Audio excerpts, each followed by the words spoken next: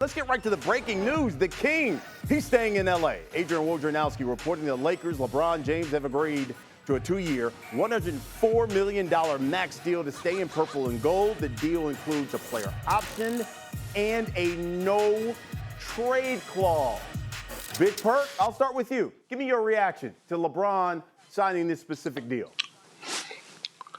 Well, number one, the GOAT does it again. The GOAT does it again. King James, longevity, and another $100 million in his bank account. Number two, I thought he was going to sign a 3-year deal for the 160 plus, but a 2-year deal with a player option on the back end tells me that we're coming to an end. That LeBron James is taking this year by year. And I wouldn't be surprised if this may be his last year playing the game of basketball. But most importantly, number 3, is that he actually took the max dollars when he gave Rob Pelinka more than enough time to do something.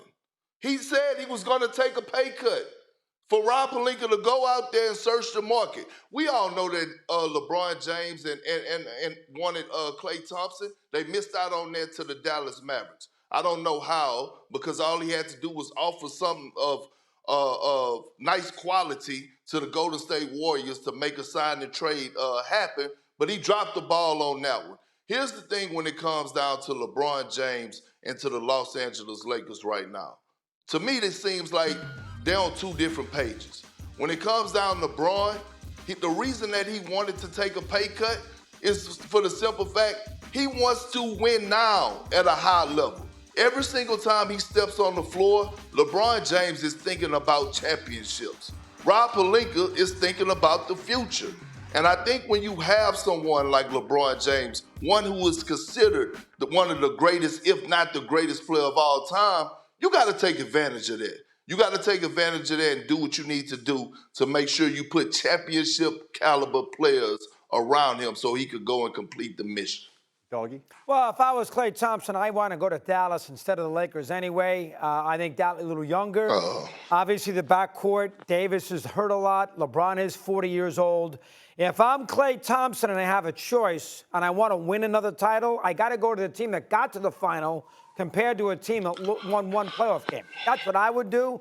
So I'm not sure what I can do about Pelinka. Perk might know more than me. But as far as the contract is concerned, we can't sit there and argue that he's not worth it. He's a tremendous player. He's the greatest 40-year-old we've ever seen. He plays hard. He gives you everything he's got. Now he's got his son with him too, which was to me, the Lakers threw him a bone with the son. You knew he was going to stay there. So I mean, I can't argue with it. The Lakers have to do it. It's a big market. It's a great arena. I mean, it's Los Angeles. They weren't going to let him go. Where is he going to go? That's where his empire is. So I think everything, it matches well. Now, are the Lakers close to winning? No, they're not. Right. Last year, they won 1 playoff game. Yeah. So they are, let's see, 4, 8, 12. They are 11 playoff games shy of a championship, and that's why he's playing 4. I don't know where they got 11 games in the last couple of, it's not JJ. I don't know where they're going to make up for those 11 games. But again, as far as the Lakers are concerned with him, he's worth every penny. Well, he's worth every penny from bringing in money. From that standpoint, absolutely. And he's still an amazing player. But as much as he says he would have given up more money for other players, the actions don't match that. It was a couple of guys, and that's it. So DeMar DeRozan's not going to help. Of course he would have helped, but you're not taking less money. That would have allowed them to do that. I think it's, when I look at LeBron now, I think when you look at his quality of life, that's a lot more important than maybe winning. Because he's getting the quality of life that he wants. He's getting everything else he wants. He's getting his son on the team. He's getting to basically dictate who's going to be there. He's dictating who his coach is going to be. He's dictating everything. So if you really, truly want to win, he knows they're nowhere close. He knows they don't have those 11 games, that they haven't gotten better all of a sudden. So, I mean, Perk, I understand what he's saying. And yes, LeBron wins. But ultimately, nobody else does. The Lakers certainly don't. They'll win the money that LeBron will bring in, but they're not going to win more games now. They are the same team that they were at the end of the season, and that's not a good thing. It actually is a good thing. And look, I think we're criticizing the Lakers too much right here, especially you two. I don't know if y'all didn't take y'all insurance this morning, or maybe y'all did take y'all insurance. Maybe it's just what y'all do realize is Insurance Plus. They do have Insure Plus now. You know what I'm saying, Mad Dog? I know Yes. you take that daily. Here's the thing. Let me address you two senior citizens real quick. When it comes down to the Lakers, did they have a bad season last season? Hell no. They were still about 10, 11 games, I believe it was, over 500 in a tough Western Conference. Here's another thing. They just ran into a team that has their number in the Denver Nuggets. That's just the way the chips cookie crumble. But when it comes down to the rest of the Western Conference, the Lakers, if they would have matched up with Oklahoma City, I would have took the Lakers. They swept them last year. They swept them in the season. If the Lakers matched up with the Dallas Mavericks, I would have took the Lakers. If they would have matched up with the Timberwolves, I would have took the Lakers. Outside of the Denver Nuggets last season, the Los Angeles Lakers could have beat anybody in the 7-game series in the Western Conference. When it comes down to Anthony Davis and LeBron James being the best two players in any series in that conference against any other team against the Nuggets, I would have took them. So I understand last season they won one playoff game, but that shouldn't be an indictment on what type of squad they actually had and who they had to face. The Nuggets just have their number.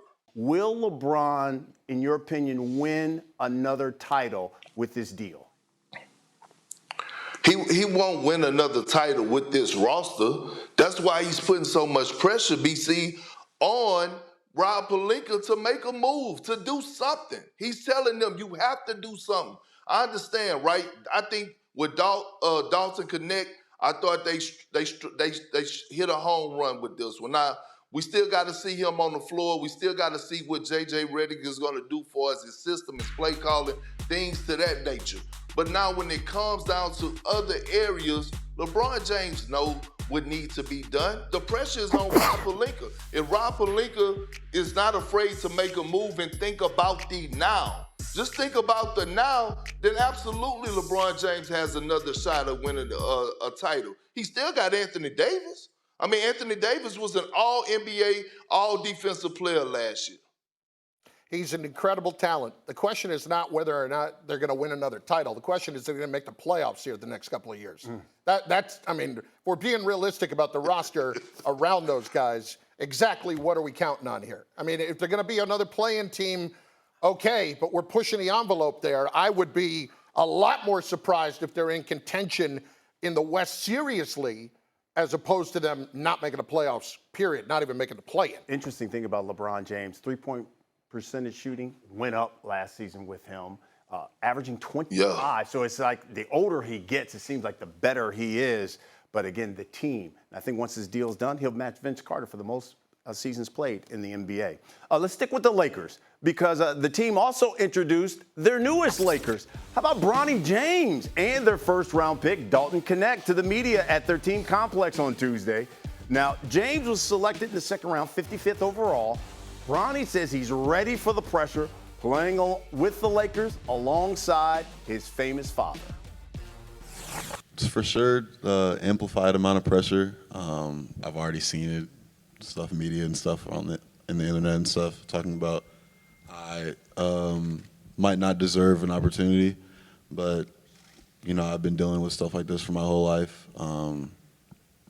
So it's nothing different, but it's more amplified for sure, but I can get through it. We haven't even started Summer League yet. But, just stuff that he's been telling me my whole life, just having that work ethic and coming in and getting your work in and listening to your coaches and being coachable, stuff like that is he's, driven into my head my whole life. Big Perk, you've played in the league. What should be the realistic expectations you think for Bronny James and the Lakers? Well, I think, again, it comes down to the developmental process, right? I think he's going to play a few games in the G League, and rightfully so, being able to get his reps up. But I wouldn't be surprised, and the world shouldn't be surprised, if he get minutes in this season, meaningful minutes. I think, with a fresh start going into training camp, coming in off the bench by February and being a nice piece off the bench. The one thing that you can't question when it comes down to Bronny James is his IQ for the game of basketball. His dad is LeBron James, one of the most brilliant minds to ever play the game of basketball. So he knows the game. He's not going to have to do much, meaning being a pesky defender, fighting and getting through screens, being a guy that could be a spacer, a slasher, things to that nature in spot minutes. So realistically, he's probably going to play a lot of games in the G League to start off, but I would not be surprised if he get meaningful minutes come, All-Star break or post-All-Star break. Yeah, I completely disagree with you on that, Perk. He would, listen, I know the team pretty well. He would be the 5th guard at UConn. Okay, he's not better than Cam Spencer. He's not better than Castle. He's not better than Newton, and he's not better than De'Ara. He'd be the 5th guard.